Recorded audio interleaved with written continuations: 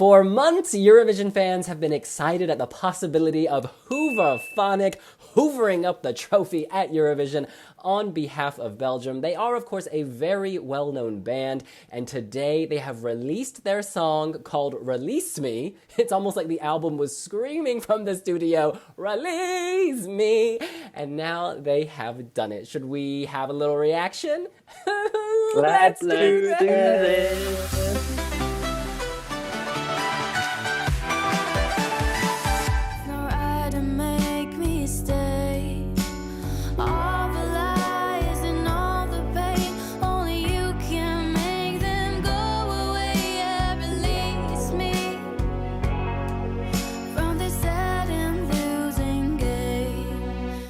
You guys, expectations were very, very high, and if you've been on social media, you've seen there's a decidedly mixed reaction. Some people praise this as a modern Bond anthem, symphonic, really sticking to Hooverphonic's roots. They think it's beautiful. And others have been very harsh in their criticism, saying it's incredibly bland, dull, like white rice. Hooverphonic, we should start off by saying, have responded. Alex responded in a radio interview on Studio Brussels to the negative commentary and criticism that he had seen. The presenter asked him, you know, a lot of people are curious why you are in this circus of bad taste. That was the presenter. And then Alex responded, well, you know, in this thing you call a circus of bad taste, you can still be a pearl. He was asked a leading question and he gave a response. And I think it might be taken out of context on social media at the moment, but we had a Flemish speaker listen to the interview, and when you put it in context, it's not as damning and as arrogant as people might initially think. In any case, that is all just a preview to say, Angus, what do you think of the song? I think the expectations piece is key because there was a huge amount of hype. I think they were the first or one of the first confirmed acts for this year's season, if I'm not mistaken. So there's always some kind of gravitas around that kind of announcement. Cutting chase, I have to admit there was somewhat disappointment in the initial sense that I think you had just sort of expected a bit of a wow. We just had kind of Norway and Lithuania on the weekend, France on Sunday night. So we're suddenly getting into that period where there's kind of a song or two and an artist kind of every day now through to the middle of March, and kind of that head of delegations meeting. I was a little bit disappointed. However, I think in retrospect, I quite like it. You know, Luca's voice is lovely. I think she sounds fantastic. I think the hook is there, and there's certainly kind of a mood and an atmosphere. You know, you could very much be in kind of a downstairs jazz bar in Brussels, kind of vibing out of a delicious bowl of more fruit to this, and find it quite pleasant and enjoyable. I think, you know, there's not a climax there, but they're very candid when they talk about it and say, you know, we didn't set out to write a big climax. For them, they feel that's a little bit dated. And I also think with all this talk about a Bond song, you know, had we had a Bond song with a climax, everyone would just be screaming this was Scenic 2.0. And actually, if you listen to Hooverphonic's music, this is very true to what they do as artists. So I think in that respect, they've done a credit to themselves. As kind of an obviously competitive Eurovision song, I don't know that the moment that we often talk about it is there. However, they rightly allude to the fact the contest has changed and moved on a little bit. You have songs that don't necessarily have a wow factor moment that impact. All of which to say, it's perfectly lovely. I don't know that it's the most memorable track that we have in the lineup so far. And staging will be very intriguing to watch with this one and see what they do, because obviously the orchestra of violinists from the music video will not translate to the stage in Rotterdam, where they can only have 6 people. Jonathan, what are you thinking? There's been a lot of talk about expectations, and for me, this is pretty much in the ballpark of what I expected. You know, they're an ambient pop group. Speaking to wiwiblogger Esma when she interviewed them, they said, you know, they were going to do some vintage Hooverphonic style. They were going to have strings. So putting all that together, they were never going to be a group that brought some upbeat dance track to the party. This is them. This is their sound, and this is very much what I was expecting. And, you know, for their genre, it is a solid quality song in its own right. Obviously, when you put it in the context of Eurovision and trying to stand out in a competition, then things get a bit more complicated. I think for me and a lot of people that I've sort of seen on social media, at the moment it falls in the ninth. I don't hate it by any means. I quite enjoy listening to it, but I'm also not instantly falling in love with it. I'm at the moment would not be leaping off the sofa in order to vote for it come the semi-finals. So it's definitely going to be interesting to see how this goes forward. They've given themselves a challenge, definitely, with this type of song in order to make it stand out in the competition. They've got to be able to create that atmosphere, the right atmosphere that will get votes in. And I think definitely importantly is to improve on all the mistakes that happened with Scenic two years ago, because I know one of the members of Hooverphonic sort of wrote Scenic song as well. So it is they're going through a very similar process, I think, this year. So before I give my verdict, I just want to say, this song has a slow, moody feeling, very James Bond. Seems to tell the story of a woman in a troubled relationship, but it's slightly more sinister than that. The lyrics, all the lies and all the pain, only you can make them go away. She's very much trapped in a very bad situation, and yet the other person has the power. So there is drama here. Songwriter Alex has also released a statement about the song. He said, "The song is about saying goodbye. I wrote the song when my father was dying, but the underlying theme is universal. Sooner or later, we all have to say goodbye to a friend, family member, or a loved one." And I think Luca, the main singer, in the music video does a very good job at conveying that kind of tortured musicality. She sounds great, and the voice is very beautiful, but the face is very much feeling something dark. And so I do like that contrast. It is very Hooverphonic, isn't it? Very moody, very brooding. Ambient music, I think for a lot of people, falls very flat. It's called ambient for a reason, kind of like in the atmosphere, but not necessarily thrusting and right before you. I think there's room for music like this at Eurovision. However, when I heard it, I really felt like it was Cynic 2.0. It felt very familiar. Even stylistically, the video, very dark, very black, not much happening. Cynic in Lisbon, very black, not much happening. And we all know what happened to her result. And fans were crazy about her studio cut, and then it didn't make the semifinal. Fans here are much more lukewarm to negative. And so if you use that analogy, it's not heading in the right direction. However, I think they will have learned from their mistakes with Cynic. It was too black. She was too pale.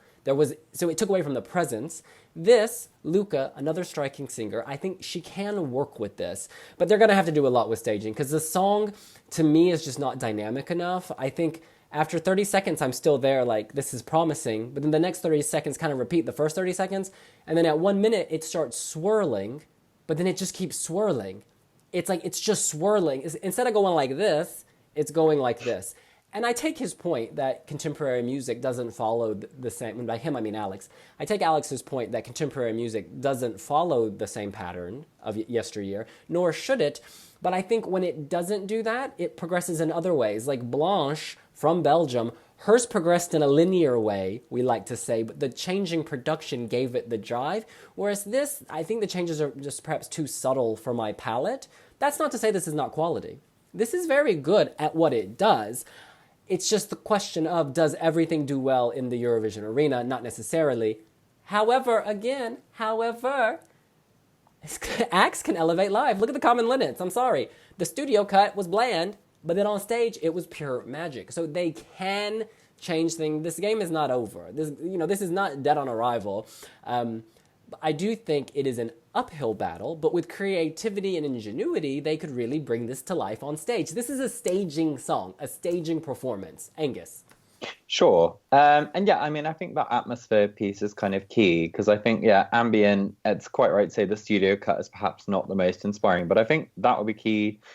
Running Order comes into this. This is a very classy, high quality kind of arts or kind of artistry driven effort. If it finds itself between two kind of upbeat dance songs, of the genre that we've seen in the past few years, these big bombastic dance ballads, that may help it elevate. I think for juries, this is going to be very appealing to them because they obviously are not kind of as driven by the 15 seconds recap snippet of a big climax. They can buy into, the artistry, the effort. This is a group with a huge kind of name and reputation behind them in Belgium.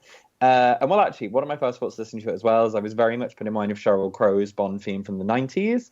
And in a weird way, we're almost at that stage where now the late 90s is somewhat a point of nostalgia, where that kind of sound and techno vibe and electro, there's something that once has kind of like, I don't know if it's kind of age worn, but also quite modern and is somehow coming back. And something in it sort of struck a resonant chord with me and a familiarity to it.